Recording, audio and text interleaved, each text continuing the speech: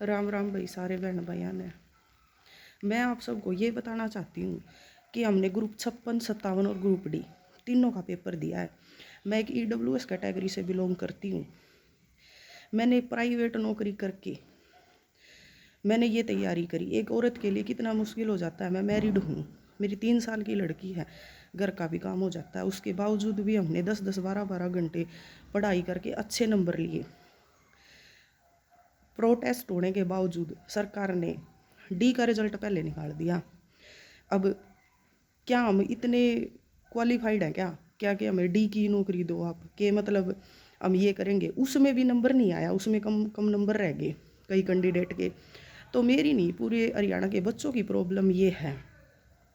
और सही मायने में देखा जाए तो हमें पहले ही नौकरी लग जाना चाहिए था।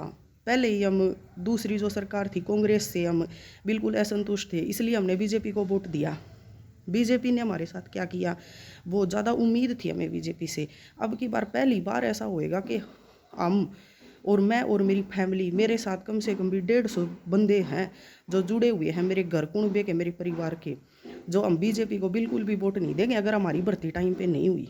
अगर हमारी भर्ती हो जाती है तो हम कुछ सोच सकते हैं, नहीं हम बिल्कुल भी वोट नहीं देंगे। 56 और 57 का रिजल्ट दो, हमारा विश्वास बनाए रखो। अभी भी सरकार के पास एक आखिरी मौका है कि वो हमारा विश्वास बनाए रखे। हमें बीजेपी के, हम बहुत बड़े, ये समझ लो कि हमें विश्वास ही बीजेपी पे था नहीं। हम कांग्रेस के टाइम में लगने थे, उस टाइम पे भी ये सुनने में आता था कि भाई नौकरी बट रही हैं, पैसे में नौकरी बट रही हैं, ठीक है। लेकिन बिल्कुल है ना, इस सरकार ने हमें किसी के आगे बोलने लायक नहीं छोड़ा। लोग अब ये कहते हैं तुम तो बीजेपी के फैन थे, क्या रहा, करवा दिया बीजेपी ने, करवा दी भर्ती। हम बीजेपी से ही ये कहना चाहते हैं, भाई हम हाथ जोड़ के रिक्वेस्ट कर रहे हैं कि हमें शर्मिंदा मत करो। जो हमारा वो बीजेपी के ऊपर जो विश्वास है उसको बनाए रखो और टाइम से हमारी भर्ती कर दो।